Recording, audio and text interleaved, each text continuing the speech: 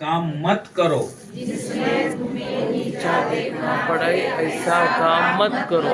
जोरा ने बोला जी मेरे का, जिसमें तुमको नीचा देखना पड़े ऐसा काम मत करो। नीचा देखना पड़े ऐसा काम मत करो। बोलो सदगुरुदेव भगवान की जय।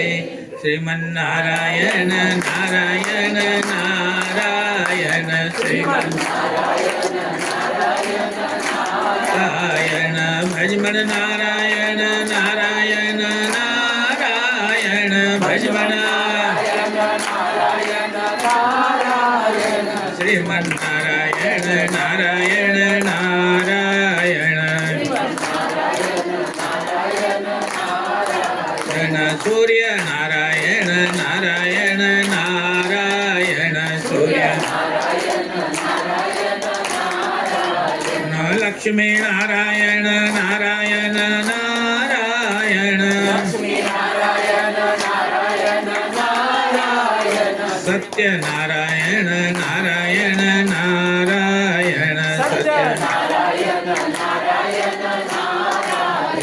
सत्य नारायण नारायण नारायण सत्य भजमन नारायण नारायण नारायण भजमन नारायण नारायण नारायण भजमन श्रीमन नारायण नारायण नारायण नारायणं नमस्कृत्य नरं चैव नरोत्तमं देवीं सरस्वतीं व्यासं ततं जयम् उदीरयेत् देवकी सुत गोविन्द वासुदेव जगत्पते देहि मे तनयं कृष्ण त्वामहं कृष्णाय वासुदेवाय हरये परमात्मने प्रणतक्लेशनाशाय गोविन्दाय नमो नमः। नमो ब्रह्मण्यदेवाय गोब्राह्मणहिताय च जगद्विताय कृष्णाय गोविन्दाय नमो नमः। वसुदेवसुतं देवं कंसचाणूरमर्दनं देवकी परमानन्दं कृष्णं वन्दे जगद्गुरुम्। इदं ब्रह्मा इदं विष्णु इदं देवो महेश्वरा इदमेव निराकारं निर्मलं जानवीजलम्।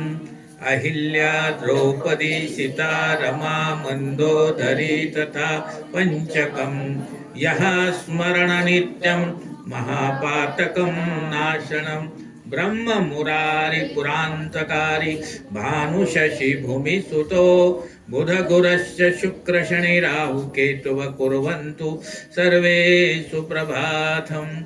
आश्वत्थामं बलिर्व्यासो हनुमान च विभीषण कृपा परशुरामस्य सप्तेन चिरञ्जीविनः।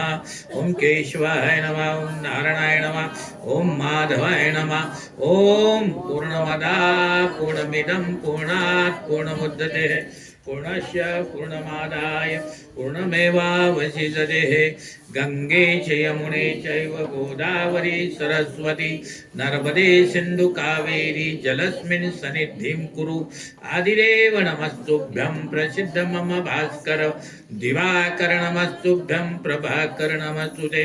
उमा उषा च वैदेही रमा गंगेति पंचकं प्रातरेव स्मरण नित्यं वर्धते सदा।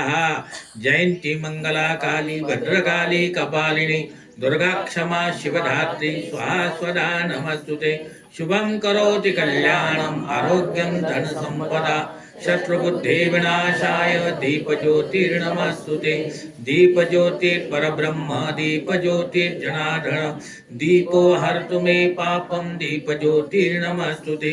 नाना सुगंधि पुष्पाणि यथा कालोद्भवानि च पुष्पांजलि मया दत्त ग्रहण परमेश्वरः दक्षिणे लक्ष्मणो यस्य वामे च जनकात्मजा पुरुति मारुतिर्यस्य तं वन्दे रघुनन्दनं तं वन्दे कस्तूरी तिलकं ललाटपटले वक्षस्थले कौस्तुभं नासाग्रे वरमौक्तिकं करतले वेणुं करे कङ्कणं सर्वाङ्गे हरिचन्दनं सुललितं कण्ठे च मुक्तावली गोपश्री परवेष्टितो विजयते गोपालचूडामणि मुखं करोति वाचालं पङ्गुं लङ्घयते गिरिं यत्कृपातमहं वन्दे परमानन्दमाधवम् अदो देवकी देवगर्भजननं गोपीगृहे वर्धनं मायापुटनजीवितापहरणं गोवर्धनोद्धारणं कंसछेदन कौरवादिहननं कुन्तीसुतापालनं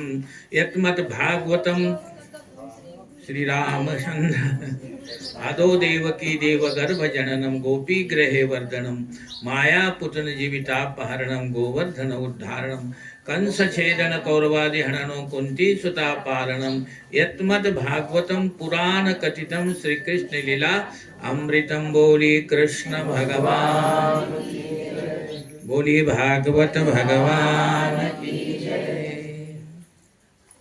हे एवढं कशासाठी बोलावं लागतं माहिती आहे तुम्हाला?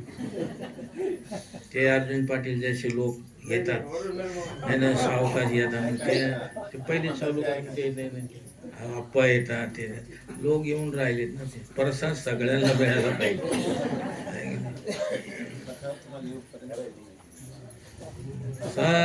सबको आनंद.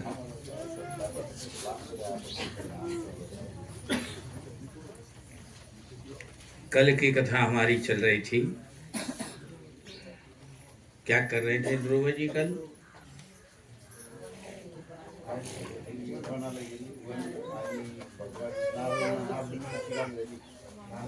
नाही तर ते प्रश्न कुठं कथा कुठं थांबले तेवढं सांगायचं बाकी काय. हा ध्रुवजी तप करण्यासाठी बसले और कुठल्या मंत्राचा जाप करीत होते? ओम नमो भगवते वासुदेवाय.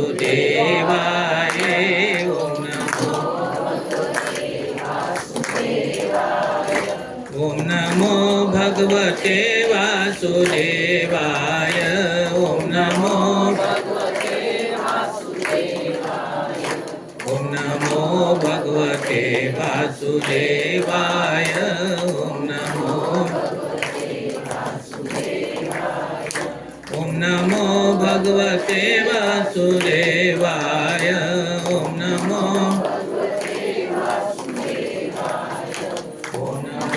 भगवते वासुदेवाय. ओम नमो भगवते ध्रुवाजी रेतीच्या ढिगावर वाळूच्या ढिगावर बसले. वाळू माती काय असं और 12 अक्षर का मंत्र का जाप करायला लागले. देवामध्ये मगन झाले ते. इकडं काय झालं? ध्रुवच्या घरी राजा उत्तनपाद के नगर में क्या हुआ? राजा उत्तनपाद को किसी सिपाही ने आकर कह दिया, बोले महाराज महाराज. बोले काय? बोले ध्रुव वन में चला गया. वन में कशासाठी? बोले तपश्चर्या करण्यासाठी. बड़ा आश्चर्य हुआ. 5 वर्ष का बालक घर छोड़ून वन में तपश्चर्या करने गया और मैं 50, 70, 80 वर्ष का हो गया, मेरे से घर नहीं छूटता. राजाला फार आश्चर्य झालं. काय करायचं? सिपाहियों को कहा जाओ तुम्हें इनाम दूंगा, बख्शीश दूंगा. मेरा बेटा जहां भी होगा वहां से उसको ले आओ. सिपाही जंगल में चले गए, लेकिन सिपाहियों को भी कहीं रास्ता नहीं, कहीं ध्रुव मिले नाही. जो परमार्थाच्या रास्त्यामध्ये चालतो ना ते प्रत्येकाला तो मिळत नसतो. हे आहे का नाही? तो रास्ताच अलग असतो. त्या रास्त्यासाठी फार कुछ करावं लागतं. एक उर्दू में शेर है, त्याचा अर्थ काही असू द्या, लेकिन कहते हैं की जलील आसान आहे घर मोहब्बत का, यानी देवाची भक्ती करणे एवढी आसान नहीं। जो खुद को ही तोड़ सकता है तोच देवाची भक्ती करत असतो। प्रत्येकाचं काम नाही आहे देवाची भक्ती करायचं। हा, अरे करू शकतो त्याला, अगर तो नाद लागला, ती संगत मिळाली, मग तो करू शकतो। राजाची बुद्धि शुद्धि हो गई, शुद्ध हो गया था। 5 साल का बच्चा परिवार छोड़कर, घर छोड़कर चला गया, राजे की बुद्धि शुद्ध हो गया। अभी क्या करें? बालक घर छोड़ सकता है, लेकिन मैं स्त्री की आसक्ति नहीं छोड़ सकता। राजा को बहुत है, धिक्कार है मुझे, मेरे जैसा अधम जगत में नहीं होना चाहिए। जिस आदमी के जीवन में अधर्म है, पाप भरा है, वो धिक्कार है, वो धरती पर बोझ है। धरतीला त्याचं वजन लागतं। हे पहा, धरतीमध्ये किती भी माणसं झाली, अरबो खरबो कोटी अरबो कितनी झाली, तर धरतीला वजन नाही वाटत। पर एखादा पापी पैदा हो जातो तर त्या धरतीला भार लागतो, ती धरती रडायला लागते। पापी पैदा, धरती भी नाराज हो जाती है, कैसा ही पापी मेरे गोद में पैदा हुआ। राजा को अपने किए हुए पर पश्चाताप होने वाला था। धिक्कार है, कहने लगे मुझे, मेरी पत्नी सुनीति, मैंने उसको नगर के पहाड़ न झोपड़ी बनाकर दी। मैंने उसने मुझे अच्छी नीति शिकाने का प्रयत्न केला, लेकिन मी तिच्याकडे गेलो नाही। अरे या रुचि सुरुचि मध्ये मी फसून राहिलो और बुद्धि भ्रष्ट हो गई। जो मनुष्य नीति की भाषा नहीं समझता है और रुचि की भाषा समझता है, जो रुचि की भाषा समझतो तो फंसतो, और जो नीति की भाषा समझतो वो निकल जाता है। नीति से जीवन जी जगायला पाहिजे, नीति, रुचि नहीं। आज माझी रुची ये खायची आहे, आज माझी रुची ये खायची आहे, मला ये पाहायचे, मला ये कपडे घालायचे, ये रुचि झाली। नीति क्या कहती है? नीति कहते हैं वस्त्र महंगा भी हो चाहे सस्ता हो, साफ सुथरा हो, शरीर को ढकना है, ये नीति कहती है। रुचि कहती नहीं, असं नाही, असा कपडा पाहिजे, असं नाही, असा कपडा पाहिजे। जो रुचि में फसतो त्याच्या जीवनामध्ये पश्चाताप येतो। राजा को आज सुरुचि अब अप्रिय लगने लगी। सुरुचि का मतलब जो सुंदर नारी थी, जो सुंदर देखने में थी, राजा अभी उसको तोंड पाहायला भी तयार नहीं। तो गेला राजा नदीच्या पलीकडं और सुनीतीच्या झोपडीवर गेला। आज मैंने सुनीति को बहुत दुख दिया। अब सुनीति के घर में जब राजा गया, अब सुनीति रो रही थी, मन में विचार करते हैं कि बालक कहाँ गया होगा मेरा, उसकी रक्षा कौन करेगा। लेकिन एक दासी ने अंदर आके कहा, रानी राजा बाहर खड़े हैं। राजा के हृदय का परिवर्तन हुआ। सुरुचि में कामांध हो गया था, लेकिन आज उसके ध्रुव ने आंखें खोल दी। सुनीति के पास आता है। जैसी सुनीति दरवाजे के बाहर आती तो राजा के चरणों में झुक जाती। नारी का स्वभाव कैसा व्हायला पाहिजे। एवढं इतना दुख दिया राजा ने उसको, सुनीति को इतना दुख दिया, फिर भी जब पति दरवाजे पर दिखाई दिया तुरंत जाके चरणों में झुक गई। महाराज वंदन करने लगी, मैं आपकी दासी हूं। राजा की आंखों में आंसू आए, राजा रोने लगा, बहुत रोने लगा। अपने किए हुए पाप का पश्चाताप राजाला झाला। मीचे साथ चांगला व्यवहार नहीं केला। राजाला फार पश्चाताप, सोच गया कि भूल गया कि मैं राजा हूं। एक लकड़ी के घर में झोपड़ी में खड़ी थी, लकड़ी को पकड़कर राजा रोने लगा जोर जोर से। सुनती जाती है, राजा को समझाती है, आप रोइए नहीं, रोइए नहीं। राजा कहता है, देवी मी तुला ओळखलं नाही, मी तुला ओळखलं नाही।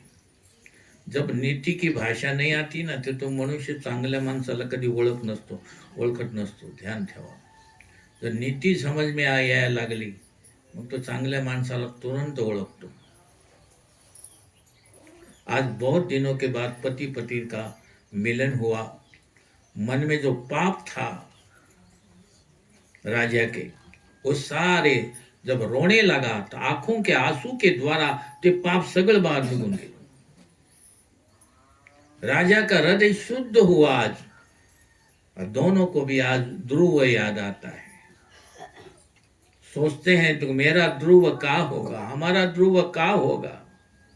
देखो, जीव का एक स्वभाव है, उसको संयोग में दोष नजर आते हैं। एक मनुष्य आमच्या जवळ बार बार बार बार कोई भी राहिला ना, त्याच्यामध्ये दोष नजर आता, लेकिन तो आम्हाला सोडून जर दूर जातो, मग ते दोष नाही येतो, मग त्याचं प्रेम आठवतं, त्याचा स्वभाव आठवतो। ध्रुव नजदीक था, राजा को उसके उसके दोष नजर आते थे, लेकिन ध्रुव जब चला गया तो अब ध्रुव के सब शुद्ध भाव याद आने लगे, चांगला स्वभाव याद आने लगला। राजा को ध्रुव जी के गुण याद आने लगे। आज विचार करते हैं, बहुत योग्य पुत्र है मेरा, मैंने उसका तिरस्कार करा, ध्रुव का होगा। रानी को कहने लगा, चलो हम दोनों चलते हैं और ध्रुव को खोजते हैं। मैं पुत्र को देखना चाहता हूं, मेरा पुत्र मुझे मेरे कारण घर छोड़कर चला गया। सुनीति ने पहले बिठाया, नीचे बिठाकर फिर हाथ जोड़कर पकड़ कहा, सुनीति ने कहा, उससे मैंने वन में भेजा है। ध्यान से सुनो कथा को। अभी तो रागा रागाने वनामध्ये नाही गेला, त्याला मी पाठवलेला आहे। जो मनुष्य रागा रागामध्ये घर सोडून जातो ना, त्याचं कधी कल्याणच नाही होत। हा, हे बी ऐकून घ्या, त्याचं नाही कल्याण होत कधी। सर्वसम्मति से भगवान के भजन के लिए सब परिवार में खुशी बांट कर जाता है, तो उसको मार्ग मिलता है, उसको मार्ग में संत मिलते हैं। राजा विचार करने लगा, तूने भेजा? बोले हाँ, मैं नहीं जानती थी कि आपको इतना ध्रुव के प्रति प्रेम होगा, लेकिन मुझे पता था। राजा कहता है, तूने क्यों भेजा? बुढ़ापे में हमारी सेवा करेगा, तूने ऐसा नहीं सोचा? रानी कहती है, केवल सेवा करने के लिए पुत्र पैदा मत करो, कुछ ऐसा वंश पैदा करो तो देवाचं भजन करेन, कीर्तन करेन, देवाच्या वाटेला जाईल, पंढरपूरला जाईल, वारी करील, असं काही अशी संतान उत्पन्न करायची। केवळ माझ्यासाठी तू, मी म्हातारा होईल मग माझी सेवा करील, केली सगळ्यांनी सेवा। हे कलियुग आहे, फार कठीण आहे, फार मुश्किल है। एक पुत्र वन में गया और एक उत्तम घर में रहा। ध्रुव वन में गया, भगवान को दया आएगी मेरे पुत्र के ऊपर, भगवान कृपा करके उसको दर्शन देंगे और मेरा पुत्र घर आएगा, ऐसी सुनीति कहती है। सुनीति का भगवान के ऊपर इतना विश्वास है, अंतकरण से इस पतिव्रता नारी ने अपना पुत्र देवाला सौंपला होता। भगवान, ये घर से छूट गया, अब तू इसका पिता है, तू ही मालिक है, संभाल ले उसको। दोनों आपस में बातें कर रहे थे, बोल रहे थे। उसी समय नारद जी वहां आए। नारायण नारायण नारायण नारायण। नारद जी ने निश्चय किया कि ध्रुव मेरा शिष्य है और शिष्य के पिता को सुधारना मेरा काम है। मैं इस अपने शिष्य के पिता को नरक में नहीं जाने दूंगा। राजा लाभ भी सुधारना पड़ेगा। ध्रुव यमुना जी के तट पर भक्ति कर रहा है और पिता राजमहल में विलासी जीवन जी रहा है। ये संगल नहीं। आखिर मेरा शिष्य है और वो शिष्य का पिता है, उसको मैं सुधारना चाहता हूं। संत जिसे अपना लेते हैं उसके सारे परिवार की चिंता संत करते हैं। महाराज, आज नारद जी को बहुत चिंता होगी। नारद जी राजा का कल्याण करना चाहते हैं। उन्होंने गए, नारद जी ने राजा को कुशल समाचार पूछे, कैसे हो राजन? राजन रड़ाए लगा, रोना लगा, बहुत रोने लगा। कहने लगा, क्या बताऊं मैं कैसा हूं? मैं कामी हूं। एक स्त्री के कहने से मैंने अपने बालक का तिरस्कार कर दिया। मैं पापी हूं नारद। मेरा पुत्र मुझे छोड़कर चला गया। लेकिन नारद जी तो सब कुछ जानते थे, तो कुछ गेला सब जानते थे। राजा को सुधारने के लिए उल्हाना देते हैं। अरे राजन, अब रोने से क्या लाभ है? बालक का अपमान एक भगवान का अपमान होता है। लहान मुलाचा अपमान केला तो देवाचा अपमान जरूर होता। ये तुमको ज्ञान होना चाहिए। आपने बहुत बुरा किया राजन, अब रोने से बालक वापस आने वाला नहीं है। राजा ने कहा, महाराज आप जो कहेंगे वो करूंगा। नारद जी ने कहा, अब जैसे कामी राजा जिनका मन स्त्री में फंसा है, वो क्या कर सकेगा? वो स्त्री में पागल हो गया, विषय भोग में पागल हो गया, वो क्या करेगा? कुछ नहीं कर सके। तुम स्त्री के अधीन हो, तुमसे कुछ नहीं होगा। राजा बार बार नारद जी के पैर पकड़ता है, कहता है, महाराज आप जो कहेंगे वही करूंगा। फिर नारद जी ने कहा, गाड़ी ठिकाने पर आ लिया था। कहा कि भाई एक काम करो, क्या कि तुमको